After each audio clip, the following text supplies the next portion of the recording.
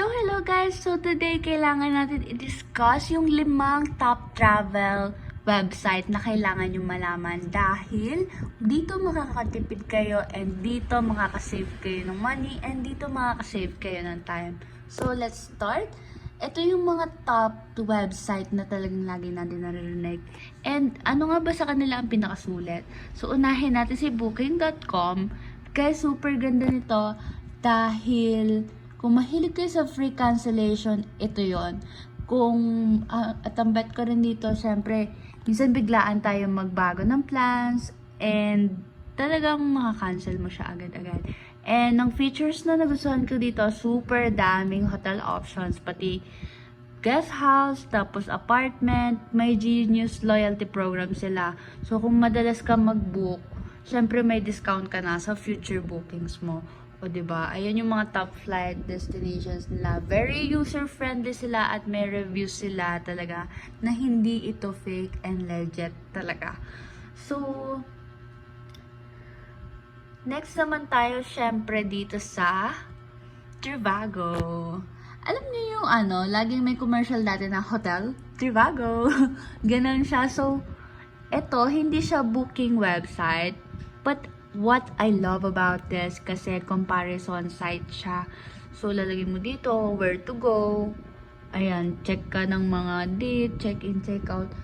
And, ilalabas na yung presyo from different websites such as Booking, Agoda, Expedia, and Hotels.com.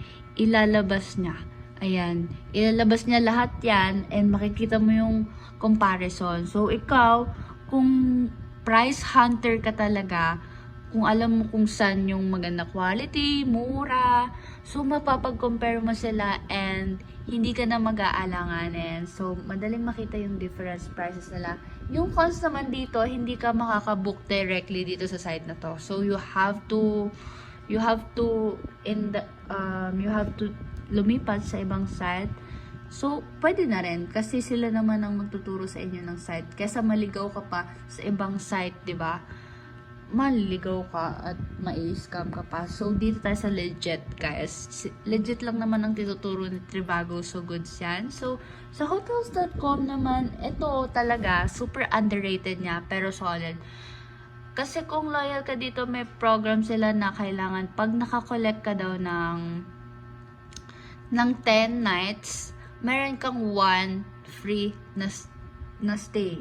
Like, as in, pag naka-10 nights ka, may isa kang night base sa average booking mo. So, what I love about this is ang daming boutique hotels. As you can see, guys, ang daming hotels dito na super ganda. Very clean yung interface nila. And hindi lumalabas siya sa ibang website. Ang downside naman dito, hindi siya ganon ka-competitive. Minsan sa presyo, minsan mas mura sa Booking or Agoda. So, dito medyo pricey talaga siya.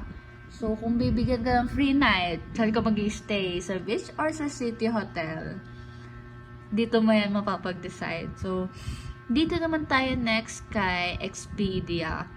What I love about this is complete package na siya. Makikita nyo stays, flights, cars, packages, things to do. So, planado lahat ng trip mo.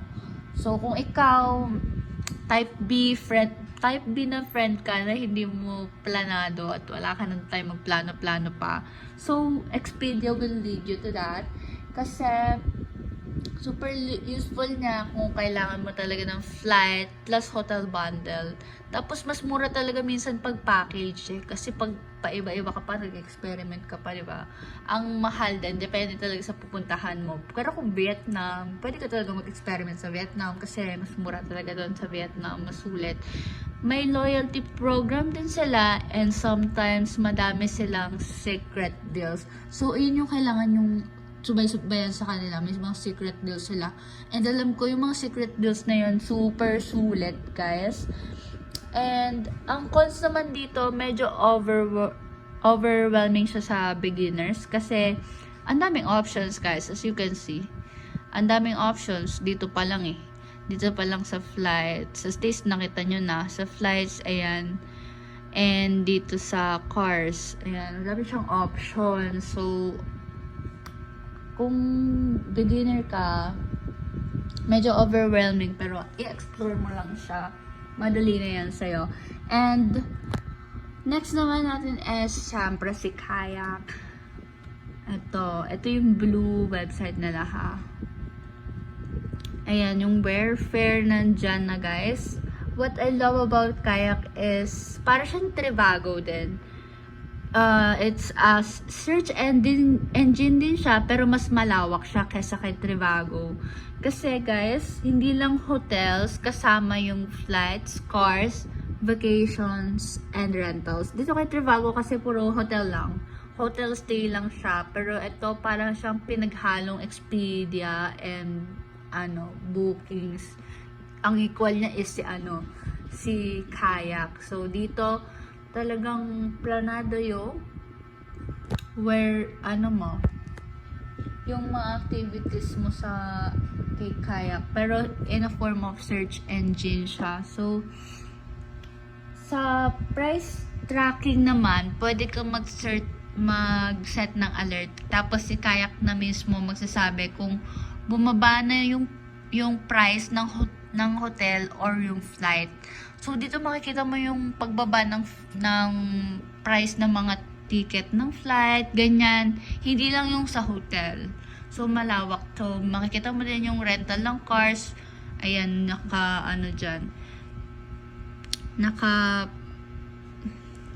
arrange dyan siya.